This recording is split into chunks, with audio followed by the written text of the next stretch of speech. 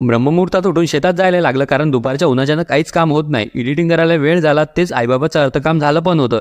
Sorry उशीर झाला.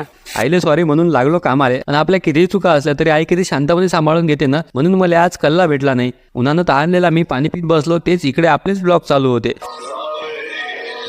काही दिसून तरी आता प्रत्येक गोष्टीत घरच्याचा सपोर्ट किती महत्त्वाचा असतो ना, त्यांच्याशिवाय कोणतीच गोष्ट पॉसिबल होऊ शकत नाही. काम करत असताना हा वेल सापडला. या वेलाला काय म्हणते तुम्ही जर शेतात जात असाल तर तुम्हाला नक्कीच माहित असेल. गरमीनं पागल झालेला मी पाणी पिऊन निघतो घराकडे. घरी तसं नारळ तर लई वेळा खाल्ला आहे, पण त्याचा कोंब कधी पाहिला नव्हता. तेच आज बाबांना मला दाखवला. आज वेळ होताच तेच थोड्या वेळ नदीकाठी शांत बसून घराकडे परतलो. प्राणायामाची वेळ झालीच होती. तेच पहिले वॉर्मअप करून घेतो, अनुलोम विलोम करून कपालभाती करतो आणि भ्रामरी करून ओ म्हणत प्राणायाम कंप्लीट करतो. मग करतो अलंकारची प्रॅक्टिस.